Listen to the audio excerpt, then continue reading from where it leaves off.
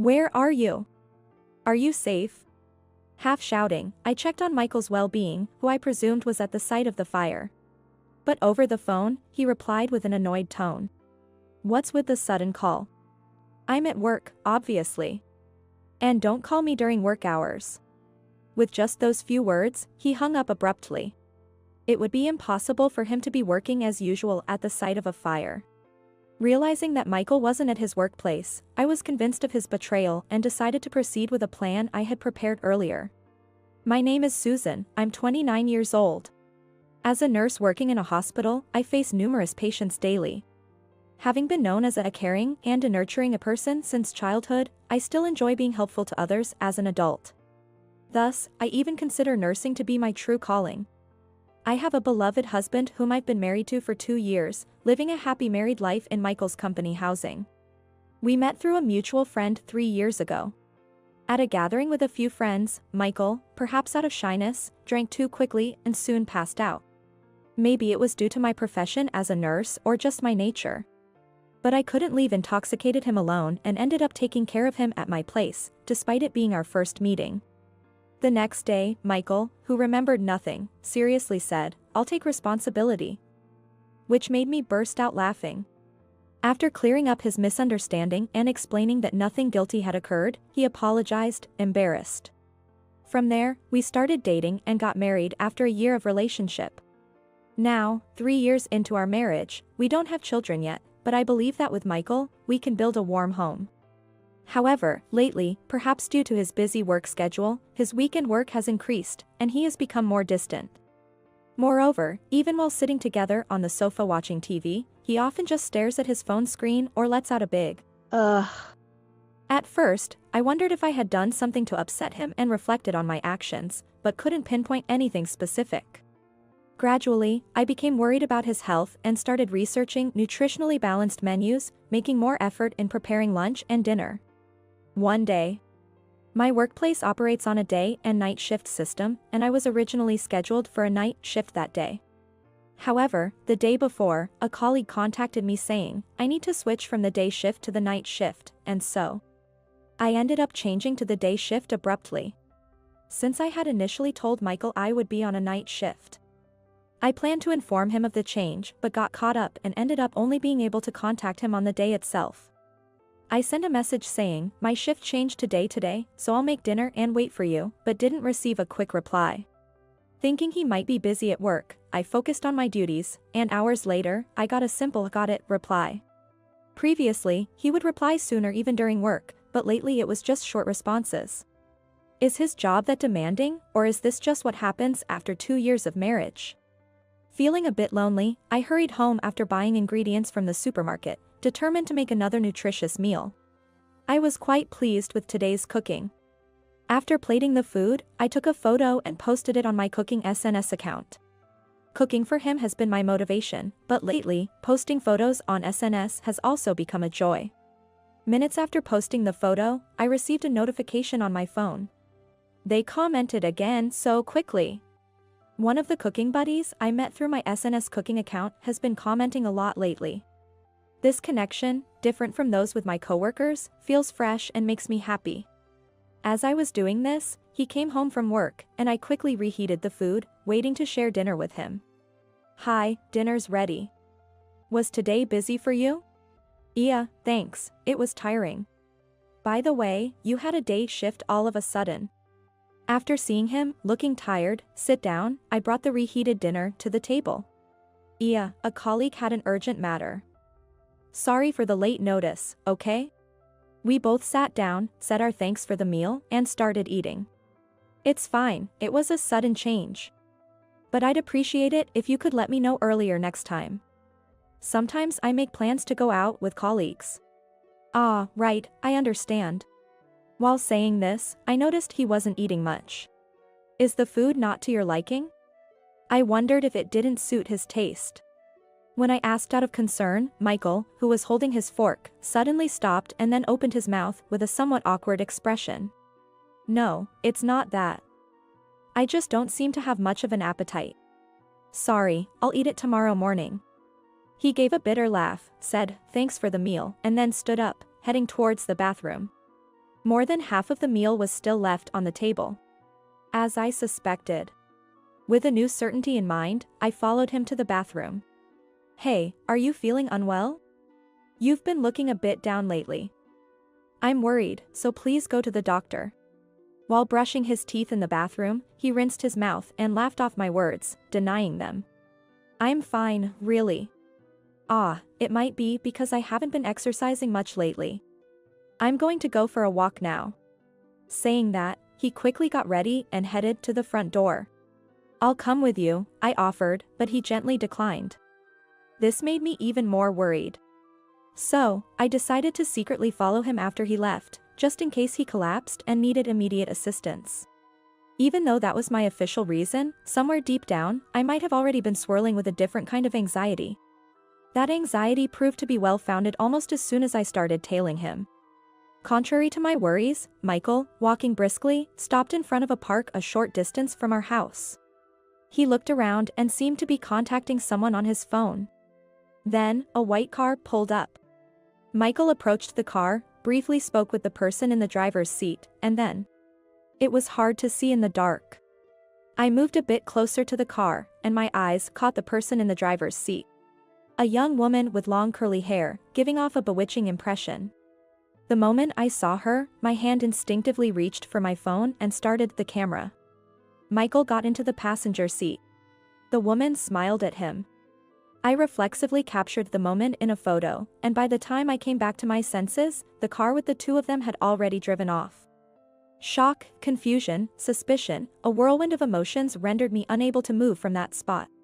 Then, I received a message from him saying, I ran into someone I know, so I'll be home late. Someone he knows? By chance? The scene I had just witnessed was seared into my mind, and I couldn't bring myself to believe his words. Eventually, he didn't return home until after 1 a.m. My anxiety having reached its limit, tears streaming down my face, I confronted him with the photo I had taken. Seeing the photo, he froze for a moment, then quickly tried to laugh it off, saying, "Oh, I just happened to meet her during my walk. She's a client from work. It was just a consultation, nothing more." Trust me, he said with a sorrowful look, almost as if he were the victim. Discouraging any further questioning. After that, his work seemed to get busier, and he often had to work overtime, especially on days I had a day shift. Despite our increasingly divergent schedules, I tried to find time to talk about what had happened. Only to be turned down because he was too tired. Overtime yesterday, working on his day off today. Really?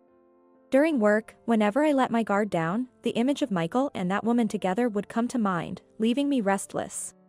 After finishing a night shift, the morning sun stung my tired eyes. Having been consumed by anxiety and worry lately, I hadn't been taking care of myself. So I stopped by a bakery open early in the morning and bought a cake. Feeling slightly better, I left the shop and took a different route home. This area, with many hotels, often has couples that seem to be up to something, but it was quiet this early in the morning. Carefully walking to prevent the cake from crumbling, I thought to myself, I have some tea at home, maybe we could enjoy it together. Across the street from the hotel I was passing, I caught a glimpse of a young couple coming out. My eyes casually drifted over, and I froze. It was Michael, smiling sleepily, and the woman with the long curly hair from the other day, smiling back at him. The cake slipped from my hands and squished onto the ground. With my mind going blank, all that remained was a sense of duty. I must capture evidence. With trembling hands, I took out my phone and captured a photo of the two of them, arm in arm, smiling at each other. The shot captured them looking like a couple in love. My heart pounded, and a cold sweat broke out. Indeed, he was lying. In my field of vision were the cake box on the ground and the photo of the two. While staring blankly at them, I thought in the back of my mind, I can't stay with him anymore. One day, after a series of events turned my suspicions about him into certainty, the word divorce began to feel like a real option. That day, I was working the day shift as usual, busy with my tasks. While I was on the phone, I could hear the sound of fire engine sirens in the distance, passing through the neighborhood. It wasn't just one, but 2 or 3 in a row, which made me a bit worried that there might be a fire somewhere. After finishing the call and taking a moment to breathe, 2 colleagues who had been to the wards returned, saying, "It's scary, isn't it?" As they chatted.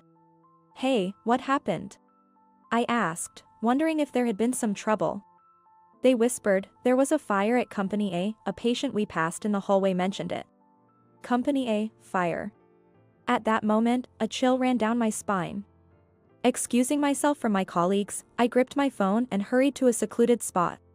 Company A, where the fire was reported, was where Michael worked. Praying for his safety, I called him. That morning, as usual, I had seen him off to work.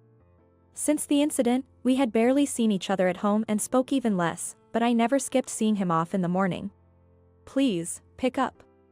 As if my prayers were answered, after a few rings, I heard Michael's voice say, "Hello? Where are you? Are you safe?" Half shouting, I checked on his well-being, but he replied with an annoyed tone. "What's with the sudden call? I'm at work, obviously. And don't call me during work hours." With just those few words, he hung up abruptly. All I could hear was the beeping sound indicating the call had ended. From his tone on the phone, I was relieved he didn't seem to be caught in the fire, but a significant discomfort lingered. It would be impossible to work normally at the sight of a fire. Furthermore, his earlier words and attitude, which trampled over my worried feelings, began to fuel my anger. He must not be at his workplace right now. I had seen him off to work as usual that day, but he must not have headed to his workplace.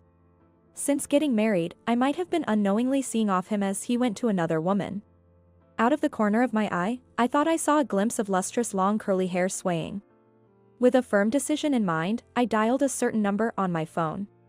After finishing work safely, I hurried home and began gathering all the furniture and appliances. Then, the doorbell rang, ding-dong. When I opened the door, it wasn't Michael standing there, but a friend from college. This friend, who knew about my situation with Michael, had volunteered to help me with my escape this time. Despite calling from work and asking for urgent help with moving my belongings, she gladly accepted. "Thank you so much. I'll treat you to something nice next time." Expressing my gratitude, she responded with a smile, "You've had a tough time, haven't you? I'm always here to help." I felt warmed by the thought of having such a good friend during these challenging times. Together, we moved the furniture and appliances out and loaded the clothes I had prepared a few weeks in advance into the car. The room, now devoid of the furniture and appliances I had used since my single days, looked almost empty. Looking at the room, I asked myself again if I had any regrets about leaving this life behind. No, I don't need it anymore. Without a second glance back, I briskly turned on my heel, heading to an apartment near my workplace. In fact, the day I witnessed Michael coming out of the hotel with her, I went straight to a real estate agent in a burst of momentum. Though I wasn't entirely set on divorcing, I had rented an apartment in advance, just in case. I started unpacking the moved-in belongings, reassured that I had made the right choice. Then, I suddenly remembered something and took out my phone. Holding the phone to my ear, I waited for the impersonal voice guidance to begin. A few hours later, the moving work had come to a pause. As I was taking a break, a call came in on WhatsApp. Checking the display, I saw Michael's name. I sighed and, after a brief pause, answered with a "Hello? Susan, where are you right now? I came home to an empty house, and my phone's been disconnected." "What's going on?" "Most of the stuff in the house was mine to begin with, so I just took it. The phone was under my name, so I canceled the contract." His panic was palpable through the phone, but I stated the facts calmly. "Wait, I thought you couldn't use your phone." "I can only use WhatsApp when connected to Wi-Fi." "But forget that, are you seriously running away from home? You're joking, right?" His obliviousness to the situation only added to my irritation. "Are you serious right now? Don't pretend you forgot our conversation earlier today. It's impossible for someone to calmly work while there's a fire going on." Struggling to keep my anger in check, I asked what I had wanted to know all day, no, for a long time. "Where were you, and who were you with, instead of going to the office?" At my question, he caught his breath and fell silent. After a brief silence, perhaps unable to withstand my silent pressure, he began to speak as if resigning himself. "The story I told you before, about running into a client while on a walk, was a lie. She's actually a colleague from work. And I was at her house today. The story he unraveled was just as I had anticipated. He had started an affair with the receptionist, Amanda, 6 months ago. They had been meeting on the days I had night shifts. But recently, as she became more demanding, he lied about working overtime or on holidays to meet her. Today, they had both taken a day off to spend at her place, where they learned about the fire when she received a call on her phone. After confessing everything, he still said, "Please forgive me," with a pleading voice over the phone. I thought it was absurd. "I'm glad I got to hear the truth from you. I tried my best to build a good home during our short marriage." Over the phone, I could tell he was saying, "Wait," trying to hold me back, but I ignored it and continued speaking. "I want a divorce because of your affair. We'll proceed with divorce through our lawyers. Goodbye." He seemed to want to say more, but, resigned to my firm stance, he only murmured, "Okay." The fire at Company A was later covered by local news due to its scale. Watching the report, I was stunned. The culprit was Michael's mistress, Amanda. She had sneaked into a company meeting room early in the morning, frayed a curtain, and lit the resulting thread with a lighter. The fire quickly spread across the curtain, leading to the meeting room's complete destruction. Fortunately, the building itself only sustained partial damage, but security footage revealed Amanda's actions. As for her motive, she said, "The married man I was dating wouldn't divorce, and threatening to expose our relationship at work didn't work. I thought I had to do something like this." I couldn't understand why she would commit a crime just to be with Michael. According to her colleagues, Amanda often complained about being lonely, saying, "It's hard being alone." Maybe she envied married people who seemed to have everything and thought acquiring such a relationship would fill her own void. I realized that feeling lonely despite being with someone could be far worse. After the divorce discussion, I had no direct contact with Michael, but we proceeded with the divorce through lawyers. Meanwhile, I heard about Michael's situation at work. After the fire, he, genuinely unaware of the situation, was shocked to learn the truth from the HR department. Amanda was arrested shortly after, and the news of their affair quickly spread throughout the company. Unable to endure the behind-the-back talk, he resigned from his company. Hearing about this series of events, I felt a slight sympathy, but I also felt that Michael got what he deserved for choosing another woman over me. With that sentiment, I proceeded with the divorce proceedings dispassionately, and the divorce was finalized without issue. The process went smoothly, partly because Michael eventually agreed our divorce. With my ties to him completely severed, I've been enjoying living alone in my new apartment, which I've grown quite accustomed to. Perhaps I had neglected myself by prioritizing others in the past. While continuing my job as a nurse, I've started to take time for myself, especially to enjoy cooking, which had become my greatest pleasure in my marriage to Michael. In the morning, I open the windows of my apartment to let in fresh air. Glancing outside, I see a family of 3 walking together happily. Even seeing this, I don't feel any regret about my current situation. Instead, I'm excited about what the future holds. Just then, my phone buzzes, and I return to my room, smiling as I read the screen. Since then, I've hit it off with someone I connected with through my cooking SNS account, and we've made plans to cook together today. I replied to the message saying, "I'll be there soon," and got started on preparing for today's meal.